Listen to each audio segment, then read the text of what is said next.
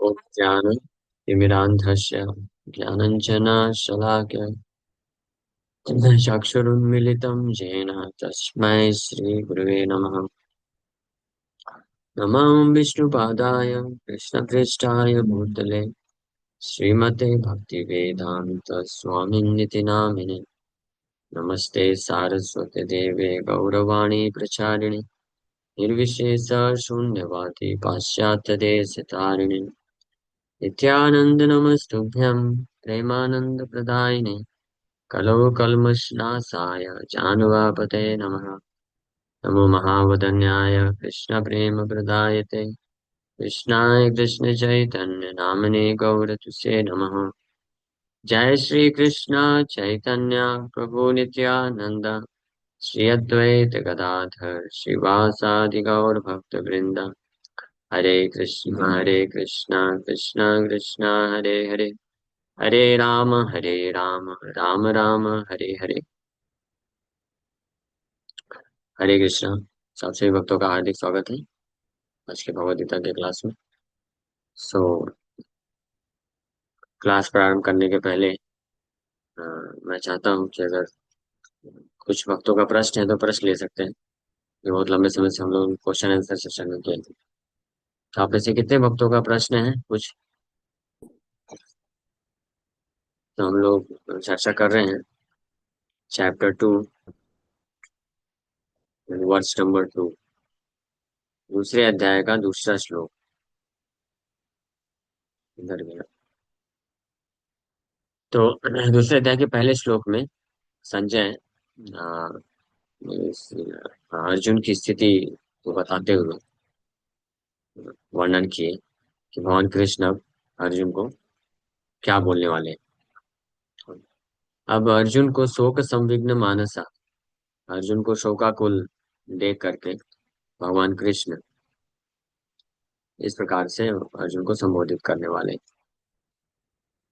श्री भगवान वाचा कुतस्त्वा कस्मलम् इदं विषमे समुपस्थितम् अनार्यजुष्टम् अस्वर्ग्यम् अकीर्तिकरमर्जुन।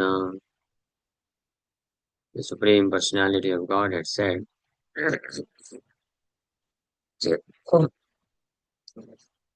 my dear Arjuna, how have these impurities come upon you? They are not at all befitting a man who knows the value of life. They lead not to higher planets but to infamy. सो श्री भगवान वाचा, भगवान कृष्ण अर्जुन को थोड़ा सा डांट रहे हैं। थोड़ा सा या पूरा सा? थोड़ा सा। अगले श्लोक में फिर और डांटते हैं। क्लैप पे हम कुछ ज्यादा ही डांट दिए।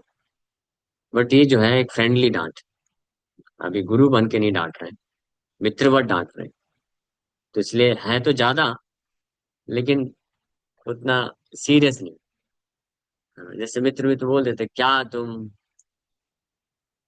भगवान पता है क्या बोल दिए? भगवान बोल दिए क्या तुम नपुंसक जैसी बातें कर रहे हो। तो ये बहुत बड़ी बात है हालांकि, लेकिन it was just in friendly way, एक मित्रवत ही था। भगवान बोल दिए। तो इस श्लोक में क्योंकि अभी सरेंडर नहीं किया अर्जुन, तो भगवान मित्रवत ही बोल रहे हैं। 7 श्लोक के बाद जब अर्जुन सरेंडर कर देंगे, तो उसके बाद जब भगवान आप बोलेंगे, तो फिर आध्यात्मिक गुरु बन के बोलेंगे। तो असली डांट फटकार होगी, उसका लाभ मिलता है। सो ये पहला श्लोक है पूरे भगवत गीता का, दूसरे अध्याय का दूसरा श्लोक, जिसमें फर्स्ट टाइम भगवान कृष्ण बोल रहे हैं। इसके पहले अभी तक भगवान एक बार भी बोले नहीं। अर्जुन जब तक कारण बताए, अपना खुद जब बोलते जा रहे थे कि मैं युद्ध नहीं करना चाहता हूँ, क्यों नहीं करना चाहता हूँ, सारे रीजन दे, एक के बाद रीजन देते गए। भगवान बीच में एक बार भी रोक के बोले नहीं, बस सुन रहे हैं भगवान। अर्जुन जब फिनिश कर लिया और धनुष बाण साइड में रख दिया और ऐसे सिर में हाथ रख के बैठ गया, तो भगवान बोलना चालू कर रहे हैं। यानी भगवान में कितना धैर्य है, पेशेंस है। तो धैर्य होना चाहिए। जब दो लोगों से लड़ाई हो रहा हो, वार्तालाप, तो पहले उसको बोल देने दो, पूरा निकाल देने दो, बड़ा तो कहीं नहीं जाएगा। ठीक है, उसका पहले सुन लेना चाहिए पूरा, उसके बाद फिर बोलना चाहिए। जनरली क्या होता है, जब दो लोग तर्क वितर्क करते हैं तो किसी ने एक स्टेटमेंट बोला, दूसरा वहां से फायरिंग चालू, फिर इधर से फायरिंग। तो ये फायरिंग, काउंटर फायरिंग जब होता रहता है तो इसमें और रिलेशनशिप खराब हो जाता है। फिर कोई पॉसिबिलिटी नहीं है कि कुछ समझौता किया जा सके या कुछ रिजल्ट, प्रैक्टिकल हल निकल सके, ये संभव नहीं। तो अर्जुन बोलता गया, अलग अलग कारण दे रहा था, यहाँ तक अर्जुन यहाँ तक बोल दिया कि हमको पाप लग जाए अगर आप युद्ध करने को बोलोगे कृष्ण, मारने को बोलोगे, तो हमको मतलब मुझे और आपको भी, मुझे पाप लगेगा वैसे ही नहीं बोला, आपको भी पाप का भागीदारी बनना पड़ेगा। और इस हद तक भी अर्जुन बोल दिए कि आप तो हरिसूदन हैं, मधुसूदन हैं, और आप तो संदीपनी सूदन नहीं है, तो मुझे द्रोणसूदन भीष्मसूदन क्यों बना रहे। लेकिन फिर भी भगवान कुछ बोले नहीं, सुने। जब फाइनली जब चुप हो गया अर्जुन, हताश मन से बैठ गया, तब भगवान बोलना चालू कर रहे। तो यहाँ पे एक बहुत महत्वपूर्ण चीज है। ये वेद व्यास जी जब गीता लिख रहे हैं, तो जब संजय बोलते हैं तो संजय उवाचा लिखते हैं, जब धृतराष्ट्र बोलते हैं तो धृतराष्ट्र उवाचा लिखते हैं, जब अर्जुन बोलते हैं तो अर्जुन उवाचा लिखते हैं। लेकिन जब कृष्ण बोल रहे हैं तो कृष्ण उवाचा न लिख करके श्री भगवान उवाचा लिखते हैं। ऐसा क्यों? इसके पीछे बहुत बड़ा जो है कारण है। ये बहुत गहरा अर्थ है इसका। हाँ, वो ये अर्थ है कि बाकी संसार में कोई व्यक्ति कुछ भी बोलता है तो वो उस व्यक्ति अ, का मत होता है। ठीक है। सो लेकिन अब जब कृष्ण बोलते हैं तो कृष्ण कौन है? वो जस्ट एक व्यक्ति बस नहीं है, लेकिन एक व्यक्ति भी है। ठीक है। कृष्ण जस्ट एक व्यक्ति बस नहीं समझना चाहिए। समझ पा रहे हैं? जैसे कृष्ण को केवल एक व्यक्ति मानना मतलब कि हाँ बहुत सारे व्यक्ति हैं, ठीक है, महान व्यक्ति है, ज्यादा शक्तिशाली व्यक्ति है, बस he is also a man. वो भी एक व्यक्ति ही हुए, वो भी एक मनुष्य ही हुए। ठीक है, बाकी सारे मनुष्यों से ज्यादा बुद्धिमान थे, ज्यादा शक्तिशाली थे, ज्यादा सुंदर थे, ऐसा कुछ लोग का मानना होता है। But no, he is not just a man, he is not just a human being, he is not just a demi god, he is not just a personality. केवल वो एक व्यक्ति बस नहीं है। वो is Krishna, Krishna is Shri Bhagwan, supreme, the supreme personality of God. Shri भगवान का अर्थ होता है द एब्सोल्यूट अथॉरिटी। श्री भगवान में सत्यम परम धीमहि, परम ब्रह्म, परम सत्य। परम सत्य का अर्थ क्या होता है? The only satya, the only truth, there is nothing beyond him. उनके परे कुछ नहीं, या उनके अलावा कुछ नहीं।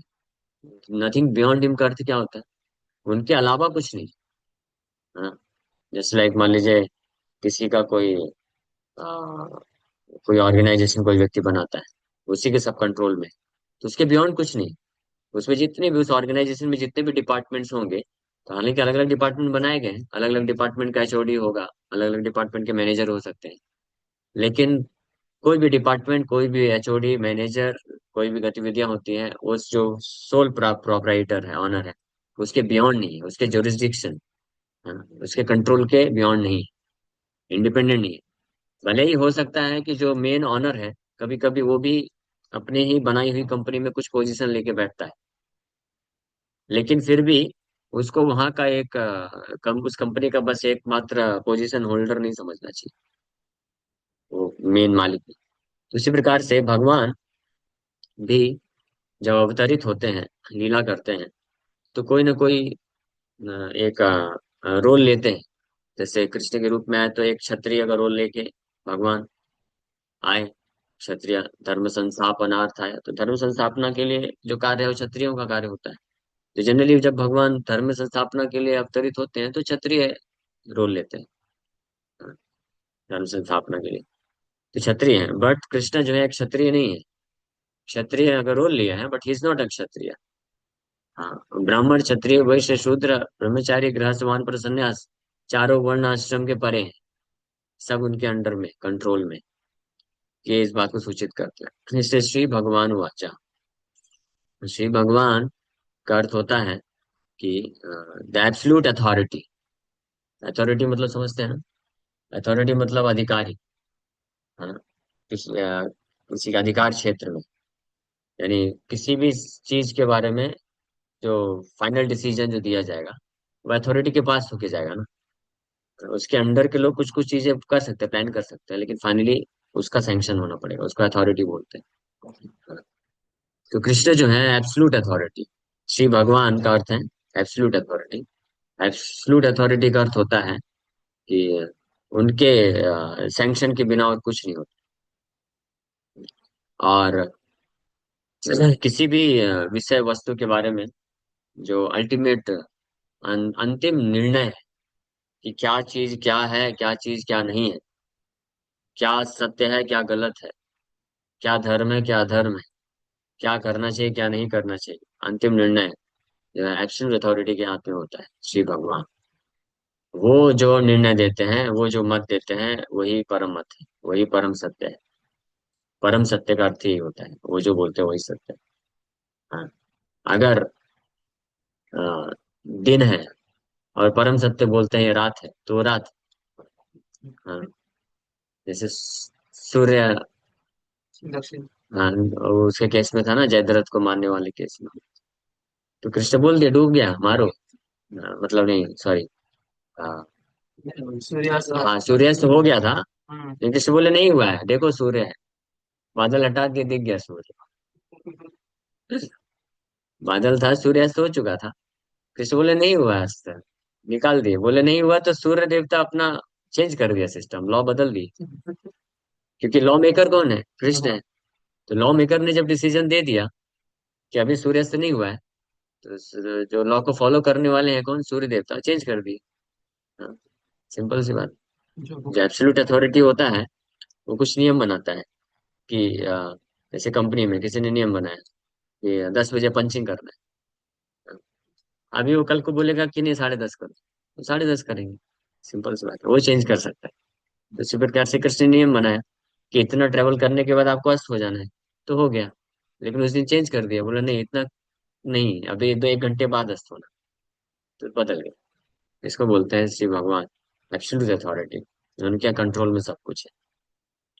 इसलिए कि क्या सही है क्या गलत है, क्या करना चाहिए क्या नहीं करना चाहिए, ये कोई भी व्यक्ति नहीं बोल सकता है। जो भगवान बोलते हैं वही सत्य है, वही करना ही उचित है। और इसलिए धर्म का डेफिनेशन भी क्या है? भागवत में बताया गया, धर्मम तो साक्षात भगवत प्रणीतम। धर्मम तो साक्षात भगवत प्रणीतम, भगवत प्रणीतम मतलब भगवान के द्वारा जो दिया जाता है वही है धर्म। कोई अपने तरीके से नहीं बना सकता है कि धर्म का मतलब है कि मानव की मानवता की सेवा। धर्म का अर्थ है कि अलग अलग जो भी होते हैं ना, कि यही धर्म हमारा, अपना कर्म करो वही धर्म, ये करो वही धर्म। नहीं, जो कृष्ण बोलते हैं वही धर्म। इसको जय श्री भगवान वाचा का अर्थ है एब्सोल्यूट अथॉरिटी। और दूसरा श्री भगवान वाचा शब्द से सूचित करना चाह रहे हैं वेद व्यास जी कि जब भगवान बोलते हैं then one should pay full attention. Just like जब कोई बहुत बड़ी सभा चल रही हो कहीं पे, तो अलग अलग व्यक्ति आते हैं, स्पोक्स पर्सन होते हैं, तो कुछ कुछ बोल के जाते हैं। लेकिन उस सभा में जब मेन जो व्यक्ति आता है, जो फाइनल डिसीजन देता है, तो उसका नाम के साथ साथ उसका पोजीशन बताते हैं। जैसे मान लीजिए कोई सभा चल रही है, प्राइम मिनिस्टर आने वाले हैं, बोले जाएगा honourable prime minister Narendra Modi बोलने जा रहे हैं। बस नरेंद्र मोदी नहीं बोलेंगे। तो क्या सूचित करता है कि अब जो बोला जा रहा है उसको उसको ध्यान से सुनना चाहिए और उसको पूरी तरह से स्वीकार करना चाहिए फाइनली। इसलिए अर्जुन ने अपना मत तो दे दिया पिछले अध्याय में। अब अब कृष्ण जो बोलने वाले हैं उसको उसको पूरे ग्रेविटी के साथ सुनना चाहिए। जय श्री भगवान वाचा का अर्थ है। तो भगवान बोल रहे हैं कुतस्त्वा कस्मलमिदं विषमे समुपस्थितम। ये कस्मल, कस्मल मतलब गंदगी, डर्टीनेस। कुतः, कुतः मतलब कहाँ से। तो आपके अंदर, अर्जुन, ये कश्मल, ये गंदगी आपके अंदर आई कहाँ से। विषमे समुपस्थितम, इस विषम परिस्थिति में, इन द क्रिटिकल आवर्स। विषम परिस्थिति मतलब कि ऐसी स्थिति में जहां पे आपको डिसीजन लेकर के आपको फाइट करना है, कुछ एक्शन लेना है, इमीडिएट प्रॉपर एक्शन को एग्जीक्यूट करना है। ये सब गंदगी कहाँ से आ गई। इदम उतस्त्वा कस्मलम इदम। इदम मतलब इस प्रकार की गंदगी, कैसी गंदगी। तो इदम शब्द मतलब दिस लेमेंटेशन, रूपा जी लिख रहे हैं। ये जो आप शोक कर रहे हो, शोक संविघ्न मानस, आप इसे श्लोक में बताया गया है। ये आप बैठ के शोक कर रहे हो कि युद्ध नहीं करना है मुझे, तो ये गंदगी है। ये गंदगी अभी इस समय क्यों आई, कैसे आ गई, कहाँ से आ गई। आपको युद्ध करना चाहिए। विषय में समुपस्थितम, प्रकट हो गई है। समुपस्थितम मतलब उपस्थित हो गई है। अनार्य जुष्टम, अस्वर्गम। जुष्टम means it is practised by. जुष्टम मतलब प्रैक्टिस्ड बाय। किसके द्वारा प्रैक्टिस किया जाता है ये। अनार्य। अनार्य मतलब जो आर्य नहीं है। Person who do not know the value of life.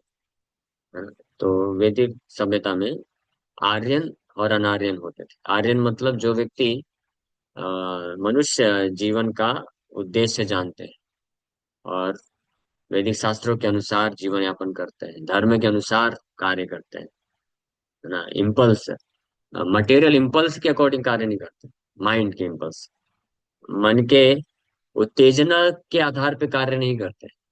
शास्त्र के इंस्ट्रक्शंस के अकॉर्डिंग जो कार्य करते हैं उनको आर्यन बोला जाता है। और जो नहीं करते हैं, जो अपने मन से करते हैं, उनको अनार्य बोला जाता है। आई थिंक ये जो अनाड़ी शब्द है उसी से आया होगा, है ना? अनाड़ी, तो अनार्य। तो भगवान बोल रहे हैं कि अर्जुन, इस प्रकार का जो आपका डिसीजन है, दिस इज प्रैक्टिस बाय अनार्य, अनार्य जुष्टम। और ये अस्वर्गम, अस्वर्गम मतलब ये आपको उन्नति नहीं प्रदान करेगा, स्वर्ग उच्च लोकों में नहीं लेके जाएगा। और साथ में अकीर्ति करम अर्जुन, और आपका डिफेमी हो जाएगा। अकीर्ति, कीर्ति आपकी नष्ट कर देगा। आप भरतवंशी हैं, इतना भरतवंशियों का नाम है और ख्याति है। दोनों तरफ से आप भारत भी हैं और कौन्तेय भी हैं। दोनों ही तरफ से आपका नाम है। और आप भी कम नहीं है। आप भी तो इतने महान धनुर्धर के रूप में विख्यात हैं। तो इसलिए आपको ये अकीर्ति कर देगा। तो ऐसा आप क्यों डिसीजन ले रहे हैं।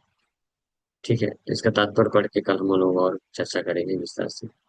अभी एक विराम करते हैं। Thank you very much. Hare Krishna. किसी भक्त का कोई प्रश्न है, पूछ सकते हैं। हरे कृष्ण। यस, आरती माता जी, एक मिनट में परमिशन दे। यस माता जी, पूछिए। हरे कृष्णा प्रभु जी। मैं करण बोल हरे रहा हूँ। कृष्ण, हाँ बोलिए। प्रभु जी, मेरा एक क्वेश्चन था। आ, हाँ जो भगवान ने भगवत गीता अर्जुन को सुनाई थी, तो हाँ। उसके पहले वो बोलते हैं कि मैं पहले उनको सुनाया था, अग्निदेव को शायद, है ना? सूर्य ऐसा देव बोल। को। हाँ, सूर्य देव को।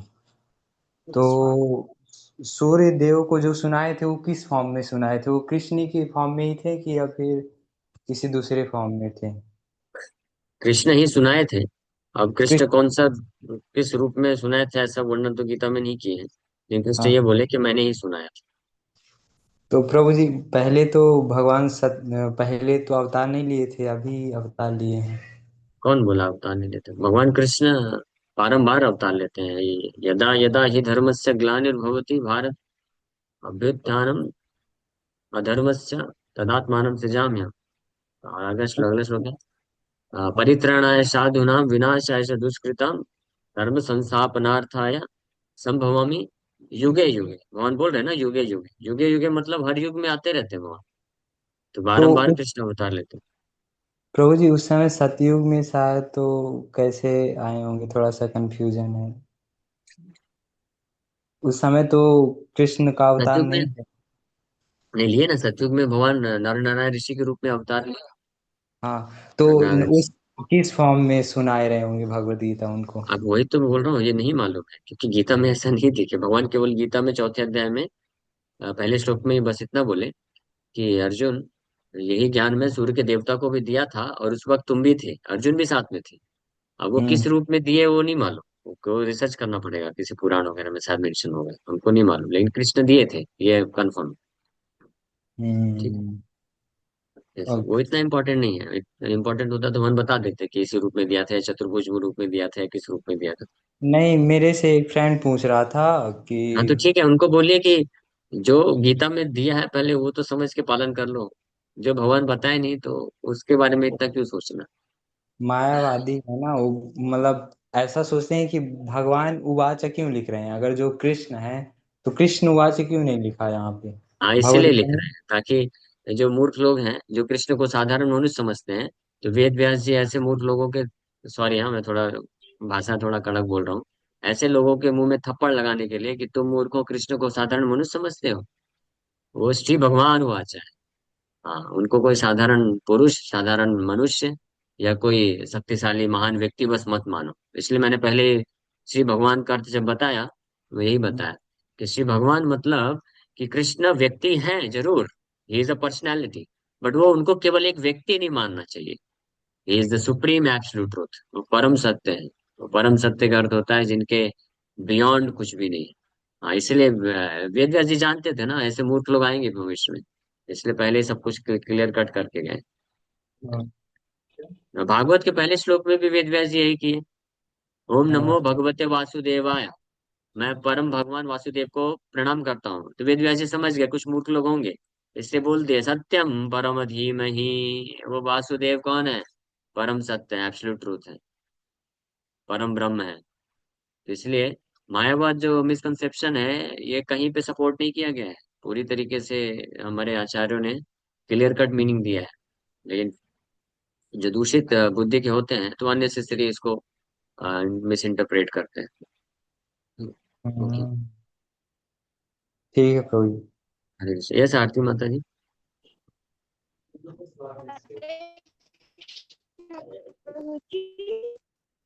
हरे कृष्णा।